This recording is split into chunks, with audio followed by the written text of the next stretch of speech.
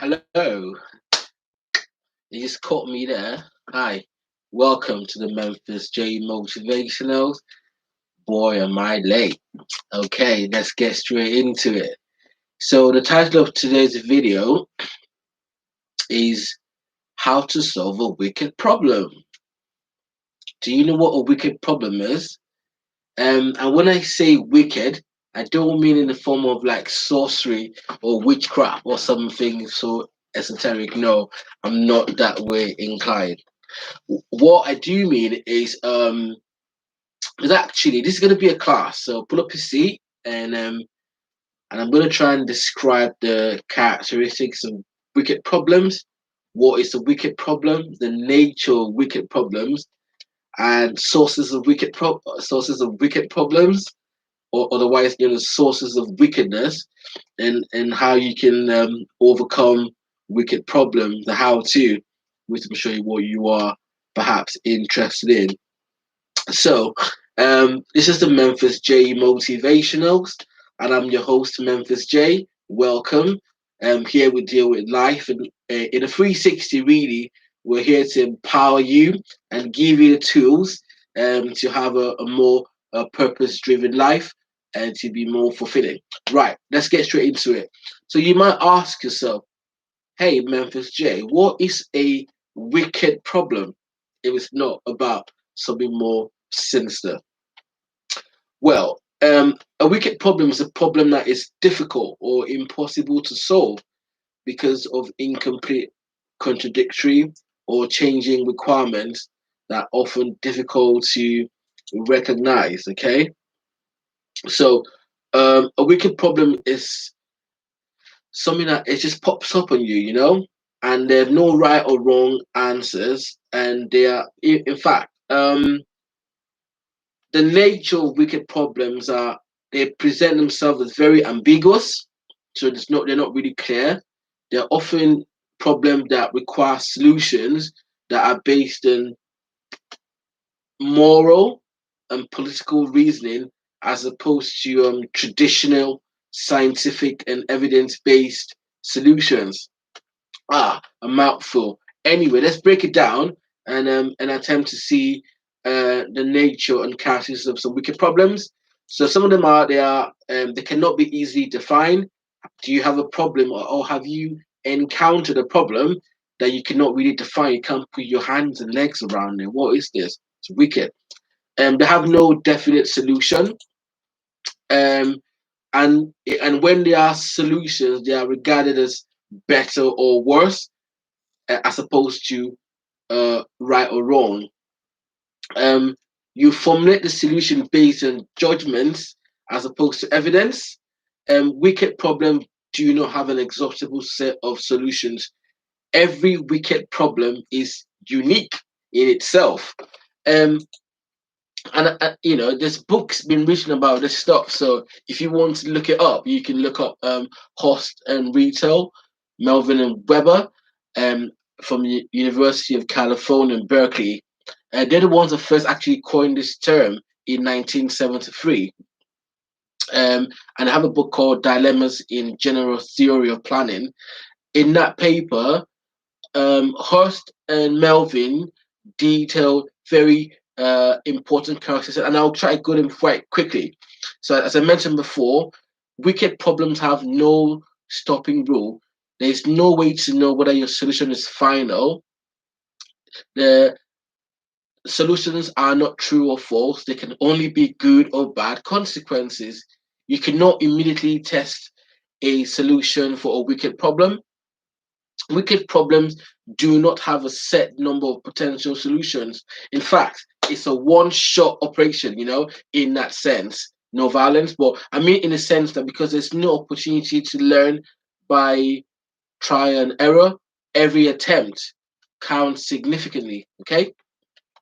Um, there's always been more than one explanation for a wicked problem because the explanations greatly or vary greatly depending on an individual's perspective, if you see what I mean. So, but how do you go about solving wicked problems?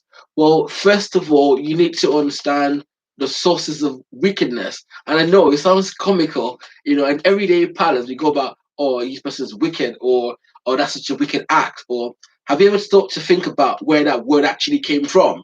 Well, this might help. Before we start to develop strategies to solve wicked problem, let's list out the root cause. What is the source of wickedness? Number one, the problems that involve conflict between people and their goals and belief. It's more political. Problems associated with risk and loss of life, safety critical. Problems that are time pressured, they're quite temporal. Problems that are, these are the sources, by the way, problems that cannot be changed in regard to size and scope. They're just there, like a big log of wood in the middle of the freeway or the motorway. You can't move it, it's just there. You know it's going to turn up. Problems where there's lack of expertise and or expertise regarding finding solutions. Problems where the physical environment is constrained, you can't go out. It's a lockdown. So, um, problems of a social nature, and this is all about people's judgments, perceptions, interpretations, social economic factors. But this one really was so intriguing to me. Problem that cannot be solved with finances. Some people say that money solves everything, but no, money doesn't. You cannot buy health with money, and that's a fact. And if you have a health problem, that's a wicked problem, because the solution is then not right or wrong. If you're again, I don't want to go into that, but okay. So how do you solve a wicked problem? Let me give you some tools now and how you can go about solving a wicked problem. Think of a wicked problem like an animal, kind of wild animal. Think about back in the days when people used to tame horses, you know, in the wild west, back, in time with Robin Hood, whatever. Back in the time when horses became domesticated. So three things can be used: one, observe; two, interpret; and three, tame. On the understanding that the only way to solve a wicked problem, in my opinion, is having a good plan that will need someone to follow it up, checking in on the plan, and this plan, very importantly, will have to depend on the human elements around it. As I mentioned, it's all about people, particularly the process of commitment and involvement. People are very commitment phobic. They don't want to commit. They don't want to be involved. But the only way you can solve a wicked problem is when everybody can commit. If you think about a fire department, all of the fire crew, they're committed to tackling the fire, and they're going in to tackle the fire. Number one. If you think about a pack of wolves, they're committed to trapping what animal they want to get. If you think about a pack of lions, they walk in the pack. That's because you have to have commitment, and you have to have involvement to solve a wicked problem. And it's all about bringing people, the human elements around it, and then also the tracking and following up of these actions. So let me just quickly give you these 3 points and maybe elaborate a bit more. So in terms of observe, have you ever noticed, like maybe in a National Geographic or whatever, trying to again think of a wild animal, they're trying to catch an animal in the wild. You have to stand from afar, observe, observe, observe, observe. That's what a cheetah does, a lion, a jaguar. When trying to catch the prey, they observe. And then what do they do next? Number two, they interpret. What are the factors? Are they going up a tree? Or trying to catch a horse, are they moving a pack? Is there a valley? You're interpreting the environment in real time. And then finally you go for the implementation.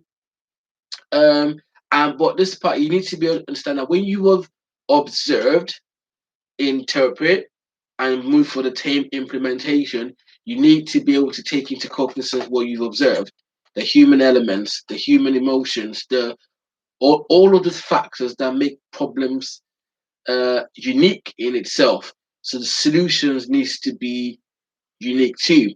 So how do you catch a wild animal? You corner it, you observe, you interpret, and then you catch it, and then you're able to solve that problem. It's a one shot operation. It's like, you know Russian roulette. It's really one shot. And you can, when you encounter situations and problems that you have, the solutions are not very clear. There's no, like I mentioned before, the solutions are not defined as uh right or wrong. They're more defined as better or worse. The solutions are not defined as true or false. They can only be good or bad, and they're always unique. So your solution needs to be unique. In a one-shot operation, what are you going to do? How are you going to tackle a wicked problem when you encounter something that you didn't plan for? You're driving along the freeway and there's a big log of wood. What do? You can't drive past it. You can't literally pick it up with your hand. But you have to do something to move through. So you got to think around and what you can use your environment to go to help you to solve this. Um, so I hope this has been useful. So let me recap. A wicked problem is something that is difficult or impossible to solve because of incomplete or contradictory changing requirements, which are difficult to recognize. I've also mentioned that there's no definitive formula, there's no stopping, and there's no way to know that your solution is final until you actually do it. There's a one-shot operation. There's not a set of potential solutions.